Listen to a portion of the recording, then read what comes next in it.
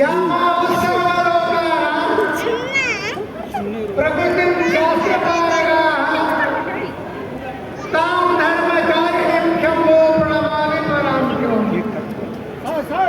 ವೈರಾಗ್ಯ ಧರ್ಮಪೀಠೇಶಂ ಸ್ವಾಮಿಗಳು ಮಾತಾಡ್ತಾರೆ ಮುಂದೆ ವ್ಯಾಸಾದಿ ಮುನಿಮಾನಿತಂ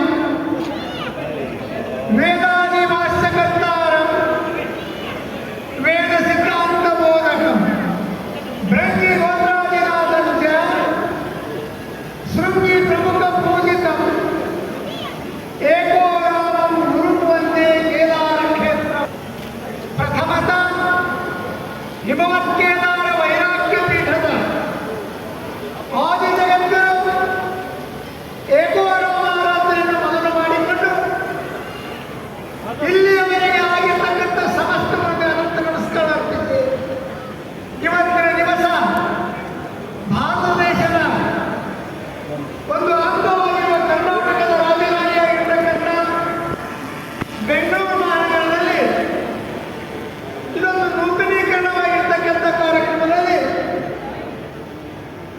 ಟಿ.ಎಸ್. ದಯಾನಂದರವರು ಅಲ್ಲಿ ಇಲ್ಲಿ ಬೇಡ ಒಮ್ಮೆ ಹಿಮಾಲಯದಟ್ಟು ಎತ್ತರ ಹೋಗೋಣ ಅಂತ ತಿಳ್ಕೊಂಡು ಹಿಮಾಲಯದ ಕೇದಾರದಷ್ಟು ಎತ್ತರ ಬೆಳಿಬೇಕಂತ ಹೇಳಿ ಕೇದಾರನಾಥ ತೆಗೆದುಕೊಳ್ಳಿ ಬಂದಿದ್ದಾರೆ. ಇವರು ಮಾಡಿರ್ತಕ್ಕಂಥ ಉಪಕ್ರಮ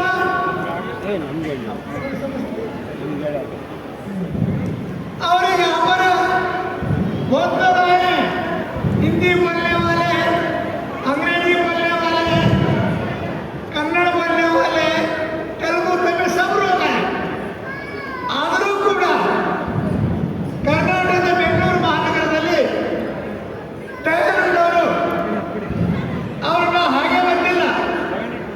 ಅವರು ಕೇದಾರ ಪೀಠದ ಸೇವೆ ಮಾಡಿದ್ದಕ್ಕೆ ಮೂಲಕ ಕೇದಾರನಾಥ ಇವತ್ತು ನಮಗೆ ಕಲಿಸಿಕೊಟ್ಟಿದ್ದಾರೆ.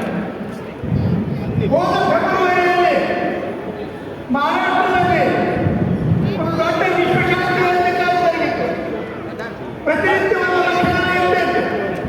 ಅದರಲ್ಲಿ ಒಂದು ದಿವಸ ಮಹಾಪ್ರಸಾದಕ್ಕೆ ಆ ಕೇದಾರನಾಥ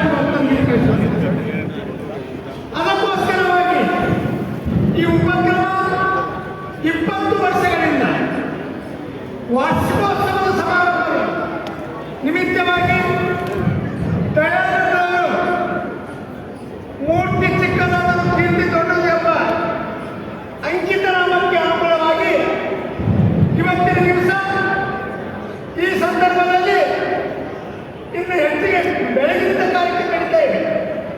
ಹೆಚ್ಚಿಗೆ ಮಾತನಾಡಲಾರದೆ ಇವತ್ತಿನ ದಿವಸ ಈ ಎಲ್ಲ ಕಾರ್ಯಕ್ರಮಗಳು ದಯಾನಂದರ ಮುಖ್ಯತ್ವದಲ್ಲಿ ಈ ಕಂಪನಿ ವತಿಯಿಂದ ಅನೇಕ ಉದ್ಯೋಗ ವ್ಯವಸಾಯಗಳ ಮೂಲಕ ಎಷ್ಟೋ ಜನರಿಗೆ ಇದು ಉಪಕ್ರಮ ಯಾರಿಗೆ ಕಾರ್ ಕೊಡುವುದು ಭಾಗ್ಯ ವಿಷಯ ಅದು ಕೇಂದ್ರ ಕಾರಣ ಅವರು ಕೇವಲ ಭೂಲೋಕದ ಕಾರಣ ದೇವಲೋಕದ ಕಾರಣ ತಿಳ್ಕೊಳ್ತೀವಿ ಅವರಿಗೆ ಸಿಕ್ಕಿರ್ತಾರೆ. ನಾವು ಕೇಳ್ತಾ ಇದ್ದೆವು ಪುಷ್ಪಕ ವಿಮಾನ. ಆ ಪುಷ್ಪಕ ವಿಮಾನದ ಪ್ರತೀಕ ಇವತ್ತು ಈ ಬೆಂಗಳೂರು ಮಹಾನಗರದಲ್ಲಿ ಉಪಕ್ರಮ ಜರುಗುತ್ತಾ ಇದೆ. ಅದೇ ಪ್ರಕಾರವಾಗಿ ಈ ಸಂದರ್ಭದಲ್ಲಿ ಸಾಕಷ್ಟು ನೀವು ಕಾರ್ಯಕ್ರಮ ಮಾಡ್ತಾ ತಿಳಿಸ್ತಾರೆ.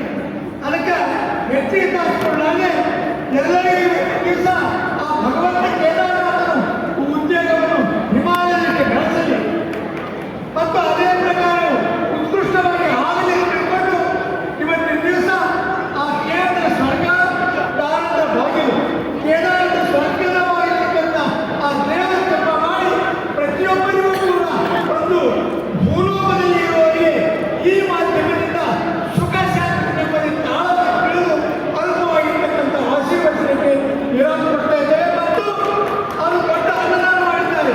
ಅದಕ್ಕೆ ಕೇದಾರ ಪೀಠದ ವತಿಯಿಂದ ಅವರಿಗೆ ಒಂದು ಕೇದಾರ ಪೀಠದ ವತಿಯಿಂದ ಇದು ಒಂದು ಅವರಿಗೆ